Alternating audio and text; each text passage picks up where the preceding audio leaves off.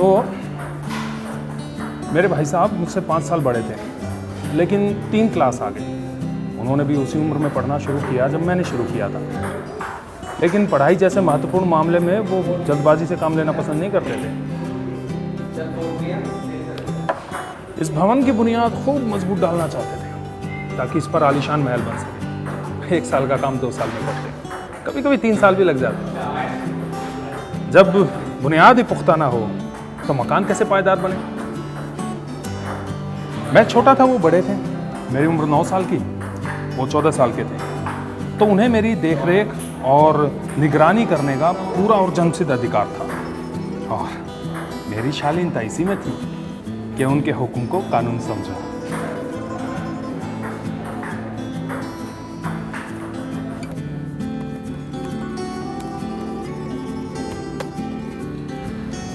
वो स्वभाव से बहुत अध्ययनशील थे, हरदम किताब खोले बैठे रहते, और शायद दिमाग को आराम देने के लिए कभी कॉपी पर या किताब के पन्नों पर कुत्ते, बिल्ली, चिड़ियों की तस्वीरें बनाया करते थे। कभी एक ही शब्द, नाम या वाक्य 10-20 बार लिख डालते, कभी एक ही शेर को बार बार सुंदर अक्षरों में नकल करते, और कभी तो ऐसी शब्द रचना कर डालते जिसका ना कोई अर्थ होता ना सामंजस्य। मसलन एक बार उनकी कॉपी पर मैंने ये इबारत लिखी देखी, स्पेशल अमीना, भाइयों भाइयों, राधे श्याम, श्रीयुत राधे श्याम, 1 घंटे तक। उसके बाद एक आदमी का चेहरा बना हुआ था। मैंने कोशिश की कि इस पहेली का कोई अर्थ निकालूं, लेकिन असफल रहा। वो 9वीं में थे, मैं 5वीं में। तो उनकी रचनाओं को समझना मेरे लिए तो छोटा मुंह बड़ी बात थी, और भाई साहब से पूछने का साहस ना हुआ।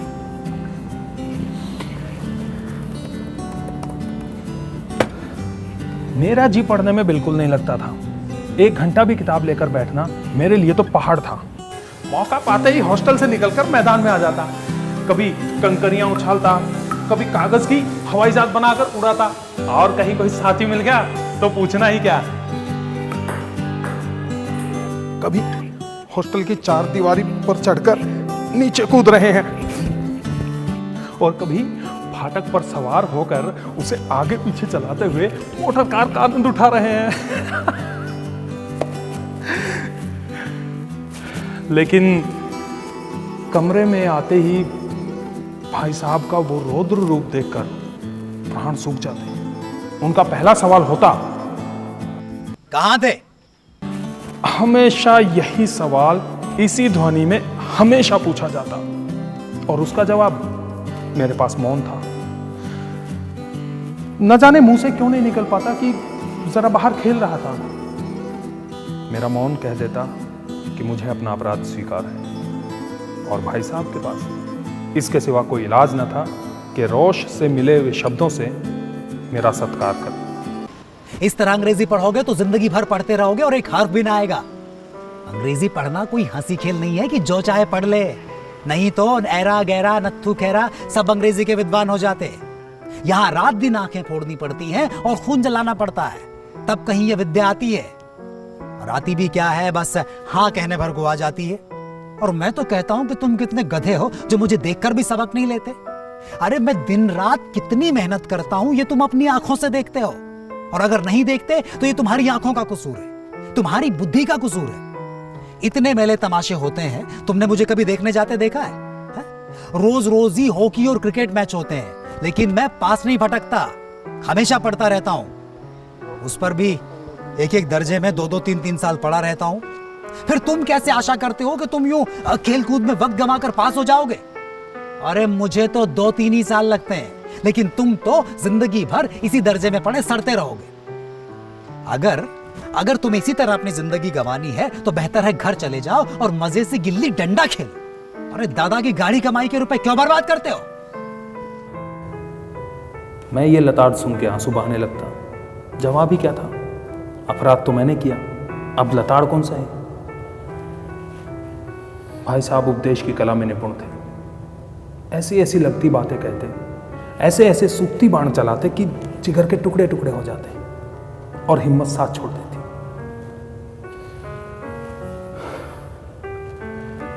और उस निराशा में कुछ देर के लिए मैं सोचने लगता मैं घर चला जाऊं। जो काम मेरे बूते के बाहर है उसमें हाथ डालकर क्यों अपनी जिंदगी खराब करूं? मुझे अपना मूर्ख रहना मंजूर था, लेकिन उतनी मेहनत से मुझे तो चक्कर आ जाते थे।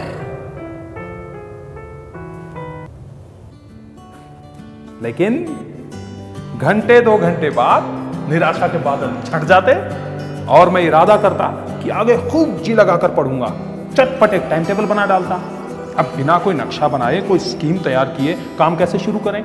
हाँ, टाइम टेबल में खेल कूद की मत बिल्कुल उड़ जाती। सुबह सवेरे उठ जाना, हाथ मुंह धो नाश्ता कर पढ़ने बैठ जाना। 6 से 8 तक अंग्रेजी, 8 से 9 तक हिसाब, 9 से 9:30 तक इतिहास, फिर भोजन और स्कूल। 3:30 बजे स्कूल से वापस होकर आधा घंटा आराम। 4 से 5 तक भूगोल, 5 से 6 तक ग्रामर, आधा घंटा हॉस्टल के सामने टहलना।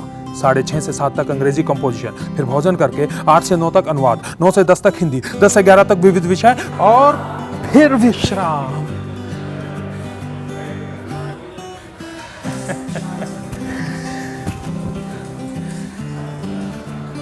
लेकिन टाइम टेबल बना लेना एक बात है और उस पर अमल करना दूसरी बात। पहले ही दिन से उसकी अवहेलना शुरू हो जाती। मैदान की वो सुखद हरियाली, हवा के वो ठंडे ठंडे झोंके, फुटबॉल की वो उछल कूद, वॉलीबॉल की वो तेजी और फुर्ती मुझे अज्ञात और अनिवार्य रूप से वहां खींच ले जाती। और वहां जाते ही मैं सब कुछ भूल जाता। वो जानलेवा टाइम टेबल, वो आंख फोड़ पुस्तकें, मुझे किसी की याद न रहती। और भाई साहब को नसीहत और फजीहत का मौका मिल जाता। मैं उनके साए से दूर भागता, उनकी आंखों से दूर रहने की कोशिश करता। कमरे में इस तरह दबे पांव आता कि उन्हें कानो कान खबर ना हो। हमेशा सिर पर एक नंगी तलवार सी लटकती मालूम होती। मगर जिस तरह से मौत और विपत्ति के बीच भी इंसान मोह और माया के बंधन में जकड़ा रहता है, मैं भी फटकार और घुड़कियां खाकर भी खेल कूद का तिरस्कार न कर सका।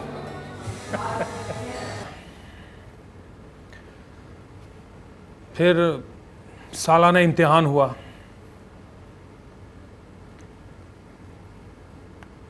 भाई साहब फेल हो गए और मैं पास हो गया, वो भी क्लास में फर्स्ट आया।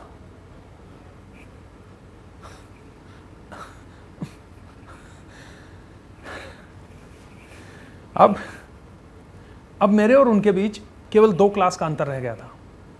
जी में आया भाई साहब को आड़े हाथों लूं। अरे कहां गई आपकी वो घोर तपस्या है? मुझे देखिए, मजे से खेलते कूदते भी रहा और क्लास में फर्स्ट भी आया हूं। मगर वो इतने दुखी और परेशान थे कि मुझे उनसे दिली हमदर्दी हुई और उनके घाव पर नमक छिड़कने का विचार ही मुझे लज्जास्पद जान पड़ा। अब मुझे अपने ऊपर थोड़ा अभिमान हुआ और भाई साहब का वो रौब अब मुझ पर ना रहा। मजे से खेलकूद में शामिल होने लगा। दिल मजबूत था, अगर उन्होंने फिर मेरी फजीहत की तो साफ कह दूंगा, आपने अपना खून जलाकर कौन सा तीर मार लिया? अरे मुझे देखिए, खेलते कूदते क्लास में फर्स्ट आ गया। लेकिन जुबान से ये हेकड़ी जताने का साहस ना होते हुए भी मेरे रंग ढंग से साफ जाहिर था कि भाई साहब का वो रौब अब मुझ पर नहीं रहा। भाई साहब ने इसे भांप लिया। उनकी सहज बुद्धि बड़ी तीव्र थी और एक दिन जब सुबह का सारा समय मैं गिल्ली डंडे की भेंट करके वापस भोजन के समय लौटा तो भाई साहब ने मानो तलवार खींच ली और मुझ पर टूट पड़े। देखता हूं इस साल इम्तिहान में पास हो गए और दर्जे में अव्वल आ गए तो तुम्हें बहुत दिमाग हो गया है। मगर भाईजान, घमंड तो बड़े बड़ों का नहीं रहा, फिर तुम्हारी क्या हस्ती है? इतिहास में रावण का हाल तो पढ़ा ही होगा, है?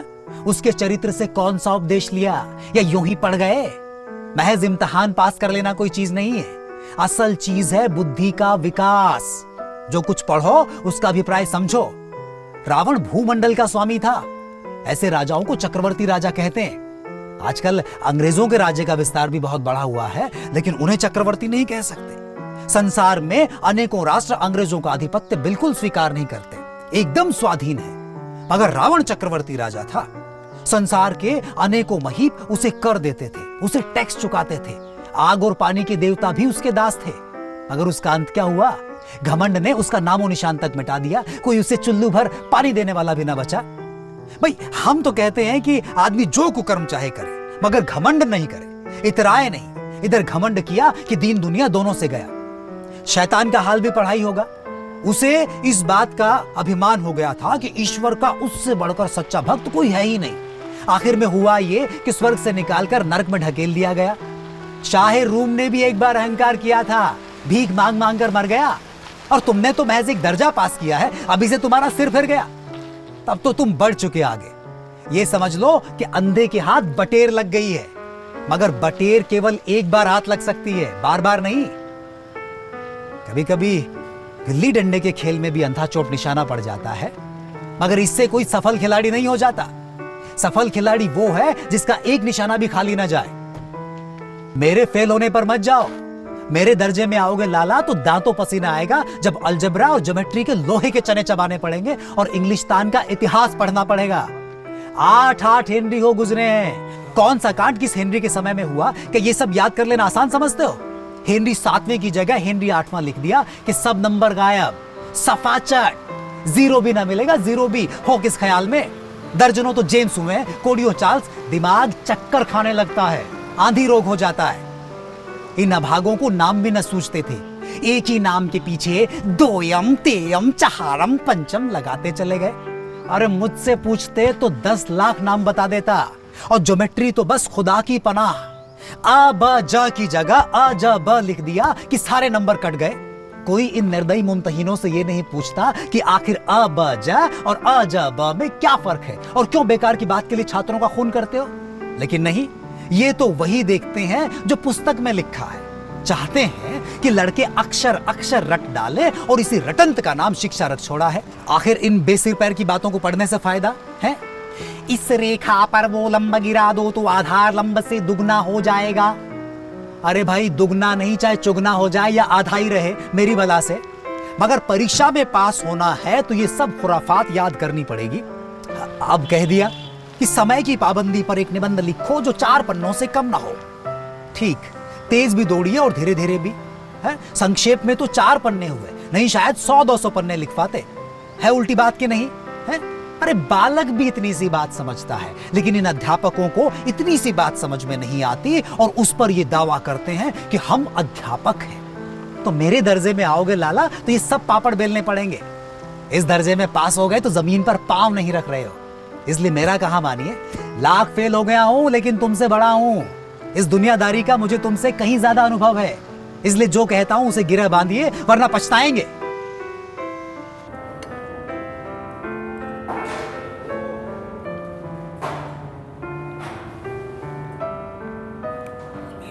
स्कूल का समय निकट था, नहीं तो भगवान जाने ये उपदेश माला कब तक चलती। भोजन आज मुझे निस्वाद सा लग रहा है। जब पास होने पर यह तिरस्कार है तो फेल हो जाने पर तो शायद प्राण ही ले लिए जाएं। भाई साहब ने अपनी क्लास की पढ़ाई का जो भयंकर चित्र खींचा था उसने मुझे भयभीत कर दिया। कैसे स्कूल छोड़कर घर नहीं भागा, यही ताज्जुब है। मगर इतने तिरस्कार के बाद भी पुस्तकों में मेरी अरुचि ज्यों की त्यों बनी रही। खेल कूद का कोई अवसर हाथ से न जाने देता था। पढ़ता भी था मगर बहुत कम, इतना कि बस क्लास में जलील ना होना पड़े। अपने ऊपर जो विश्वास पैदा हुआ था वो फिर लुप्त हो गया और फिर चोरों का सा जीवन कटने लगा।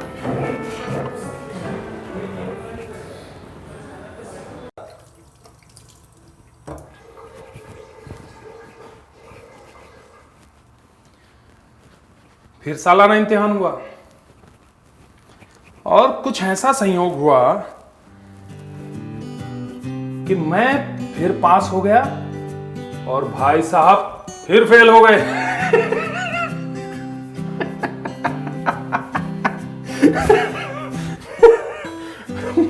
पता नहीं, मतलब मैंने कोई बहुत ज्यादा मेहनत नहीं की थी, लेकिन फिर भी पता नहीं कैसे क्लास में फर्स्ट आ गया। हाँ, भाई साहब ने प्राणांतक परिश्रम किया था, सुबह 4 बजे भोर से लेके स्कूल जाने तक, रात को देर रात तक 11 बजे तक उनकी मुद्रा एकदम कांतिहीन हो गई थी। मगर बेचारे फेल हो गए। जब नतीजा सुनाया गया तो वो रोने लगे, मैं भी रोने लगा। अपने पास होने की खुशी आधी हो गई। यदि मैं भी फेल हो गया होता तो भाई साहब को इतना दुख ना होता। मगर विधि को कौन टाल सकता है। मेरे और भाई साहब के बीच अब केवल 1 साल का अंतर रह गया था। मेरे मन में एक कुटिल भावना उदय हुई कि कहीं भाई साहब 1 साल और फेल हो जाएं तो मैं उनके बराबर आ जाऊंगा। अरे फिर किस लिहाज से मेरी फजीयत कर सकेंगे, हैं? लेकिन इस कुटिल विचार को मैंने अपने दिल से बलपूर्वक निकाल फेंका। अरे आखिर मेरे हित के लिए ही वो मुझे डांटते हैं, और शायद ये उनके उपदेशों का ही कमाल हो कि मैं धनाधन पास होता जाता हूं, और वो भी इतने अच्छे नंबरों से। अब के भाई साहब बहुत कुछ नर्म पड़ गए थे। कई बार मुझे डांटने का अवसर पाकर भी उन्होंने धीरज से काम लिया। शायद वो समझ गए थे कि मुझे डांटने का अधिकार अब उन्हें नहीं रहा, या रहा भी तो बहुत कम। मेरी स्वच्छंदता भी बढ़ी और मैं उनकी इस सहिष्णुता का अनुचित लाभ उठाने लगा। मुझे ऐसा लगा कि अब मैं तो पास हो ही जाऊंगा, पढ़ूं या ना पढ़ूं, मेरी तकदीर बलवान है। मुझे पतंगबाजी का नया शौक लग गया था। अब सारा समय पतंगबाजी की भेंट होता। मांझा देना, कन्ने बांधना, पतंग टूर्नामेंट की तैयारियां, ये सारी समस्याएं गुप्त रूप से हल की जाती। क्योंकि मैं भाई साहब का अदब करता था, इसलिए उनसे नजरें बचाकर ही ये सब करता था। और फिर एक दिन शाम के समय हॉस्टल से दूर मैं एक पतंग लूटने बेतहाशा दौड़ा चला जा रहा था। आंखें आसमान की ओर और मन उस आकाशगामी पथिक की ओर जो मंद गति से झूमता हुआ अपने पतन की ओर बढ़ा चला जा रहा था। लड़कों की एक पूरी सेना उस पतंग के पीछे झाड़दार बांस और लग्गे लिए हुए दौड़ी चली आ रही थी। किसी को अपने आगे पीछे की कोई खबर ना थी। सब जैसे आसमान में उस पतंग के साथ उड़ रहे थे। सब कुछ समतल है वहां, ना मोटर कारें, ना ट्राम, ना गाड़ियां। और अचानक भाई साहब से मेरी मुठभेड़ हो गई, जो शायद बाजार से लौट रहे थे। उन्होंने वहीं मेरा हाथ पकड़ा और उग्र भाव से बोले, इन बाजारी लौंडों के साथ ढेले भर की पतंग के लिए दौड़ते हुए तुम्हें शर्म नहीं आती? तुम्हें इस बात का भी लिहाज नहीं है कि अब नीची जमात में नहीं रहे हो, बल्कि 8वीं जमात में आ गए हो और मुझसे महज 1 दर्जा नीचे हो। आखिर आदमी को कुछ तो अपनी पोजीशन का ख्याल करना चाहिए। एक जमाना था कि लोग 8वां दर्जा पास करके नायब तहसीलदार हो जाते थे। अरे मैं कितने ही ऐसे मिडलसियों को जानता हूं जो आज अव्वल दर्जे के डिप्टी मजिस्ट्रेट और नायब तहसीलदार हैं। कितने ही 8वीं जमात वाले समाचार पत्रों के संपादक और हमारे लीडर हैं। बड़े बड़े विद्वान भी उनकी मातहती में काम करते हैं, और तुम उसी 8वें दर्जे में आकर ढेले भर की पतंग के लिए दौड़ते हो। मुझे तुम्हारी इस कम अक्ली पर दुख होता है। तुम ज़हीन हो, इस बात में शक नहीं है, लेकिन वो ज़हन किस काम का जो हमारे आत्मगौरव की हत्या कर डाले। तुम अपने दिल में समझते होगे कि अब भाई साहब को मुझे कुछ कहने का हक नहीं है क्योंकि मैं उनसे महज 1 दर्जा नीचे हूं, लेकिन ये तुम्हारी गलती है, तुम्हारी गलतफहमी है। आज चाहे तुम मेरी कक्षा में क्यों ना आ जाओ, और यकीनन अगर इन परीक्षकों का यही हाल रहा तो 1 साल बाद तुम मेरे समकक्ष हो जाओगे, और हो सकता है कि 1 साल बाद तुम मेरे समकक्ष हो जाओ और उसके बाद मुझसे भी आगे निकल जाओ। लेकिन मुझ में और तुम में जो 5 साल का अंतर है, उसे तुम तो क्या खुदा भी नहीं मिटा सकता। मुझे इस दुनियादारी का तुमसे कहीं ज्यादा तजुर्बा है। समझ किताबें पढ़ने से नहीं आती है। हमारी अम्मा ने कोई दर्जा नहीं पास किया है और दादा भी शायद 5वीं जमात के आगे नहीं गए, लेकिन हम दोनों चाहे सारी दुनिया की विद्या पढ़ लें, हमें समझाने और सुधारने का हक उन्हें हमेशा रहेगा।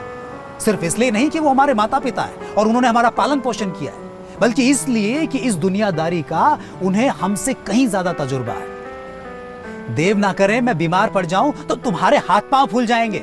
दादा को तार देने के सिवाय तुम्हें और कुछ ना सूझेगा। लेकिन तुम्हारी जगह अगर दादा हूं तुम्हारी जगह अगर दादा हो तो ना घबराए, ना बदहवास हो और ना ही किसी को तार दें। पहले खुद मर्ज को पहचान कर उसका इलाज करेंगे और उसमें सफल ना हुए तो किसी डॉक्टर को बुलाएंगे, किसी वैद्य को बुलाएंगे। बीमारी तो खैर बड़ी चीज है, हम तुम तो इतना भी नहीं जानते कि आखिर महीने भर का खर्च महीना भर कैसे चले। जो कुछ दादा भेजते हैं वो 20-22 तक खर्च कर डालते हैं, फिर धोबी और नाई से मुंह चुराने लगते हैं, पैसे पैसे को मोहताज हो जाते हैं, नाश्ता बंद हो जाता है, खाना बंद हो जाता है। लेकिन आज जितने में हम, तुम और सब पढ़ने वाले बच्चे अपना काम चला रहे हैं ना, उससे कहीं आधे में दादा ने अपने एक पूरे कुटुंब का पालन किया है, जिसमें सब मिलाकर 9 आदमी थे। अरे अपने हेडमास्टर साहब को ही देख लो, एमए है कि नहीं, और एमए भी यहां के नहीं, ऑक्सफोर्ड के। 1000 रुपया पाते हैं, लेकिन उनके घर का इंतजाम कौन करता है? उनकी बूढ़ी मां। पहले हेडमास्टर साहब खुद घर का इंतजाम करते थे, लेकिन खर्च पूरा ना पड़ता था। लेकिन जब से उनकी माताजी ने घर का प्रबंध अपने हाथों में लिया है, तो जैसे घर में लक्ष्मी आ गई है।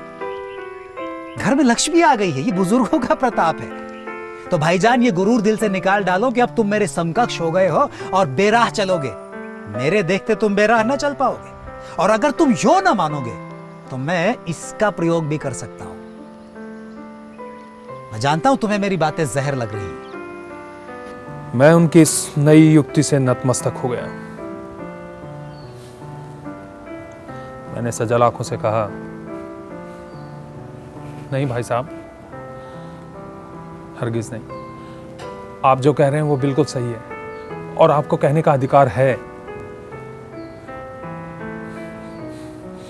भाई साहब ने मुझे गले से लगा लिया और बोले, अरे कनकव्वे उड़ाने को मना नहीं करता, मेरा जी भी ललचाता है, मगर क्या करूं, खुद बेराह चलूंगा तो तुम्हारी रक्षा कैसे करूंगा?